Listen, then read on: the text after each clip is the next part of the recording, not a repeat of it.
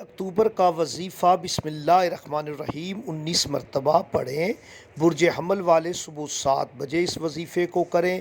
برج ثور والے صبح 8:15 پر اس وظیفے کو کر سکتے ہیں۔ برج جوئزہ والے شام 5:20 اور جن کا برج سرطان ہے 11 بجے صبح، اور جن کا برج اسد ہے 3 بجے دوپہر وظیفہ کریں۔ اور برج سنبلہ والے وقت نوٹ کریں 10:15 اور جن کا برج میزان ہے 3:55 اور جن کا برج عقرب ہے 2 بجے دوپہر کا وقت یاد رکھیں۔ اور برج قوس والے 6:15 صبح، اور جن کا برج جدی ہے وہ وقت نوٹ کریں 11:50۔